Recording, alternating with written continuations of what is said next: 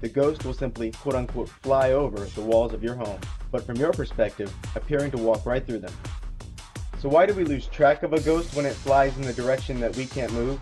The direction the ghost is moving is the direction that we call time. With access to the time dimension, even the thickest stone wall can be walked over as if it were an infinitely thin object, like a sheet of paper.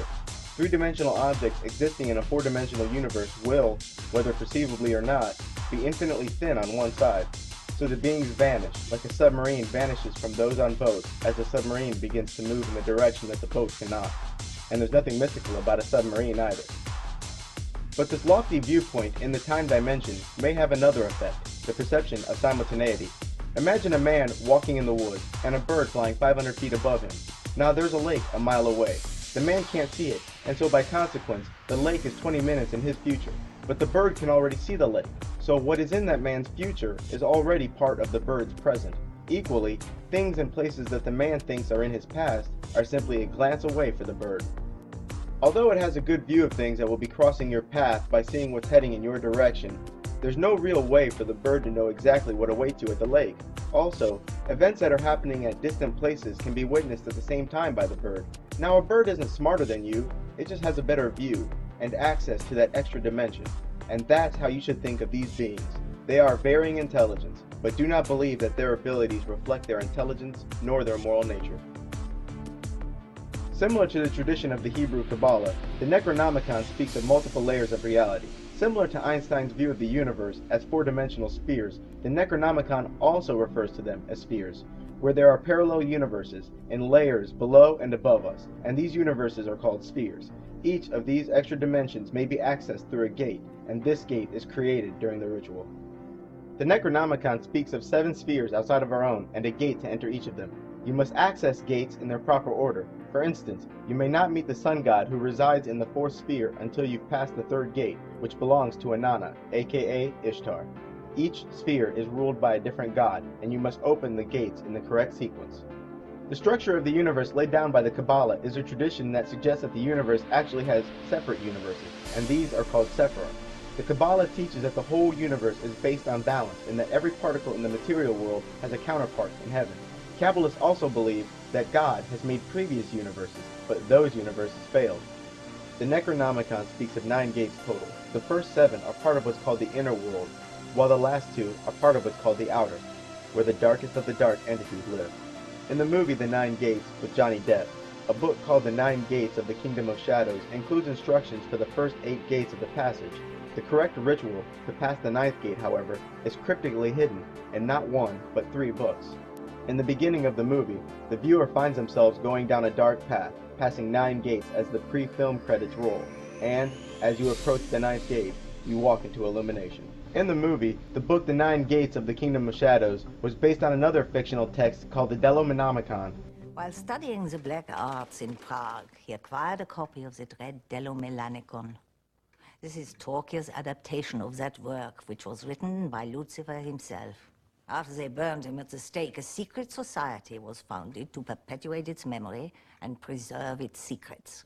Delomenonomicon sounds a lot like the Necronomicon, and, just like in the movie, Abdul al-Hazred is conspicuously vague about the details of the 9th gate.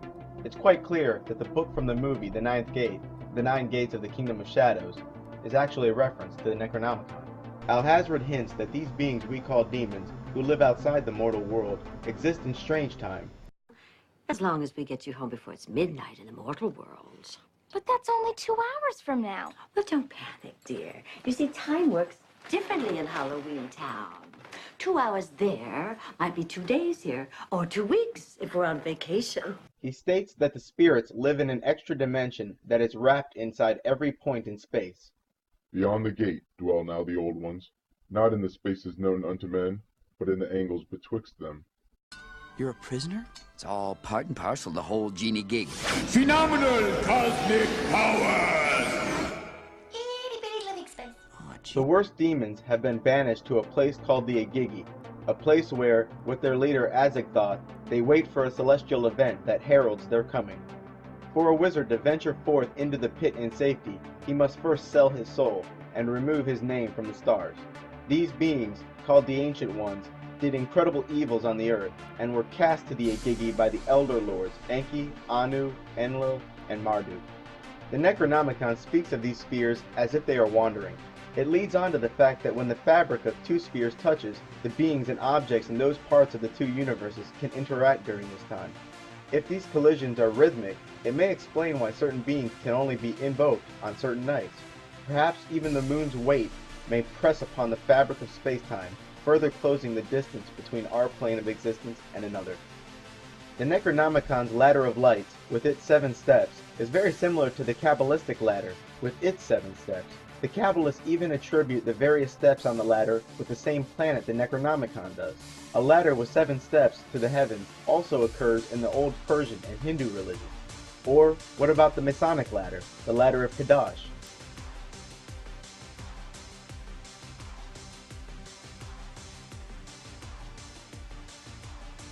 Or Jacob's ladder from the Bible? For instance, here's Genesis chapter 28:12.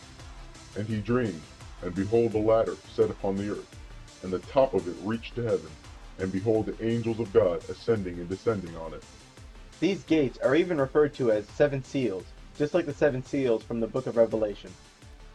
Another fascinating aspect of the book is the Necronomicon's inclusion of a recipe for LSD, which Abdul al-Hazred called space mead. The mixture is made from the soaking of crushed morning glory seeds in wood alcohol for 2 days, removing the mush created and allowing the residual fluid to evaporate, leaving behind a yellowish resin.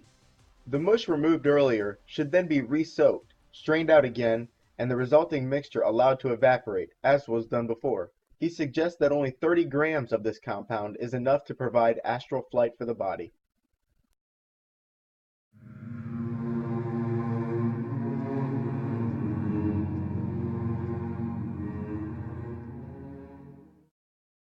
The Necronomicon is a real grab bag of mythologies. Biblical, Babylonian, and Islamic symbolism and concepts are all drawn from freely, but the Necronomicon's main parallels are Kabbalistic and Sumerian. The gods, for the most part, are referred to in their Sumerian names. First, the bad gods. Now the Necronomicon doesn't always speak in a black and white manner regarding the morality of a certain character, god, or race, but for the most part, it does. Al-Hazred never fails to mention when a certain god, demon, watcher, or race is hostile to mankind, and will give warnings proportional to the danger. Cthulhu is a character made famous by H.P. Lovecraft. Many descriptions of Cthulhu parallel the Antichrist from the Bible. Even Aleister Crowley associated Cthulhu with the beast 666. Like the Antichrist from the Bible, Cthulhu is said to be dead, but dreaming, and also similar to the Antichrist, his idle body will rise from the sea and establish his kingdom on earth. Cthulhu is one of the few gods who cannot be conjured but can, during ritual, possess someone who is present. From there, the possessed host will witness the dreams and thoughts of Cthulhu. Cthulhu is considered the priest of the Old Ones, and one of their main leaders. The reason for Cthulhu worship is only so that he'll be partial to you when he rises from the sea and establishes his kingdom on earth. Just like in the movie Dagon, Ia Cthulhu is one of the most common incantations in the Necronomicon. Ia, Cthulhu Fatagan!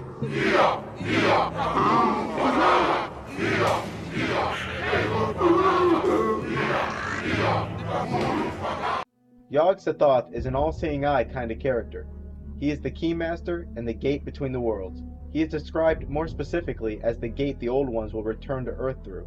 It is said that all time and space are one to him. Beneath him are 13 globes, or servants of Yog-Sothoth.